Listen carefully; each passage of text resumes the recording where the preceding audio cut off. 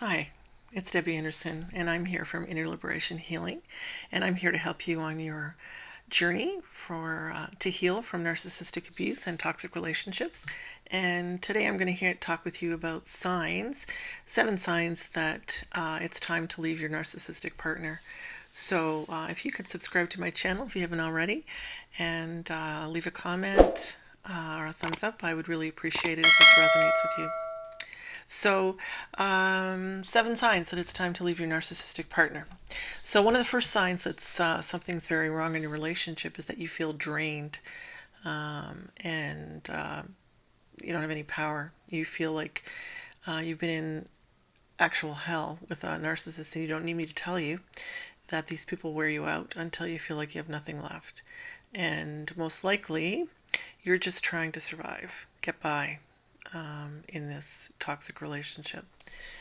So, the stress and the pain that you've been around, just living or being in a relationship with a narcissist, is extremely difficult. It is intense and persistent, and you're wondering, okay, what do I do now? What's my next step?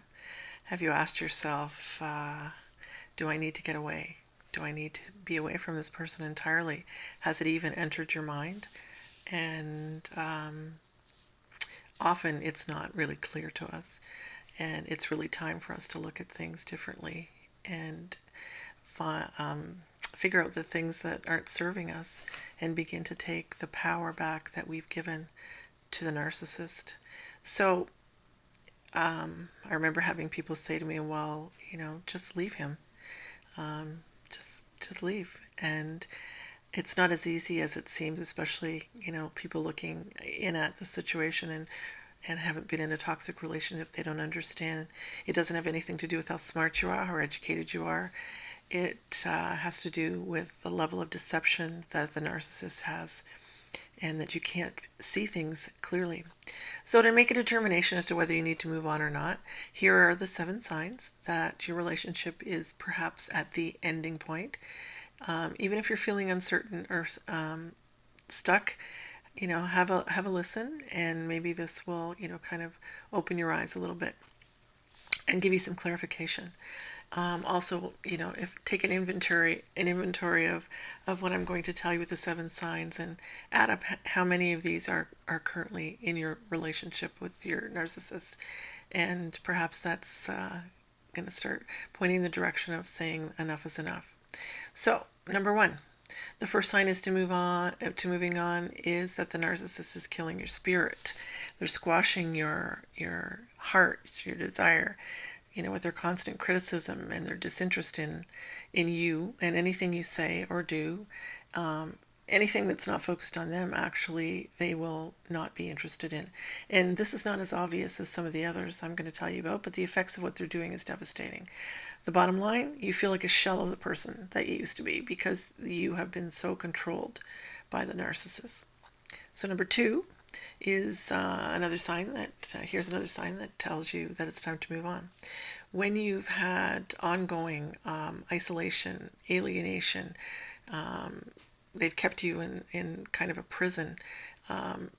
Your narcissistic partner can make it so uncomfortable that when you're around other people, or they're over at the house, for example, that they're so hostile and nasty that the person doesn't want to come back, and it's embarrassing and painful for you. So my ex-partner managed to keep me isolated from my friends and family, and I had also the belief that they hated me, they didn't care about me, and so they, of course, we would never invite them over, and we would never go to their homes. It really was kind of like being in a prison. So the bottom line is the gaslighting and the lying by your partner have caused you to doubt yourself. Not doubt them, but doubt yourself. Number 3. So this one's about the narcissist frequently harassing you, saying nasty, harsh, critical things. They dislike your interests. They dislike you. They make fun of you. They make fun of your family. They make fun of your friends. And I refer to this all as Narcissists Speak, which often comes out as sarcasm, and it implies a disdain and superiority over you. And if you see and feel this in your relationship, know this is a huge red flag. So the bottom line is you feel so bad about yourself now when you didn't before.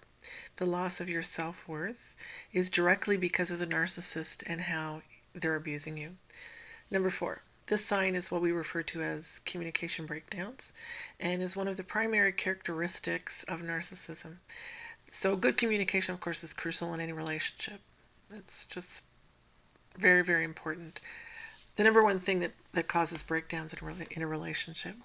The narcissist has absolutely no interest in what you're saying or feeling, and their lack of empathy will not allow this. They don't care. The bottom line, they don't care about you. They have no empathy. They will never care about you. And they want you to not care about yourself. They want you to feel confused and make the communication so hard and difficult. They talk in circles. They use word salad that it's impossible to have a conversation. Number 5, this sign's about the imbalance of control and power within a relationship. And narcissists want you to be controlled and have this power over you. They want you to be submissive. So this control has persisted and has been going on in your relationship, and it's very, very challenging. The bottom line with this is the narcissist's goal is obviously to have complete control over you.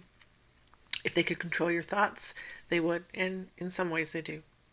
Number 6 is this sign is referring to stonewalling, and that means that like for example, if the narcissist says, I don't want to have anything to do with you, they will purposely make themselves unavailable either physically or emotionally or both.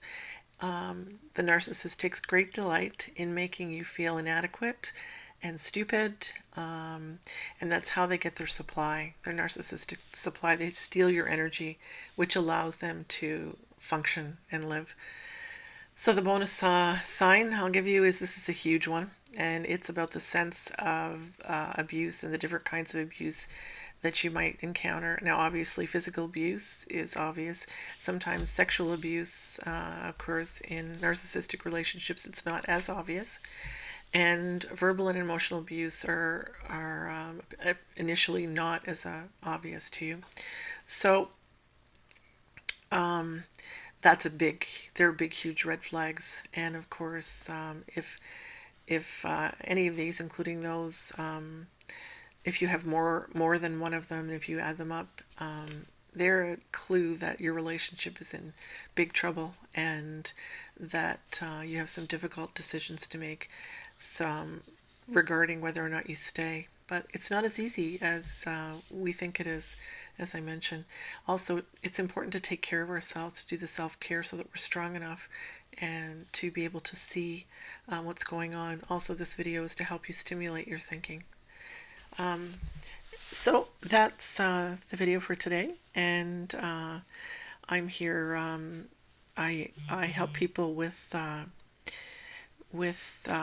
energy healing to help them have permanent healing. And if you'd like to reach out to me, please look at the links below the video, and I would love to help you on your healing path.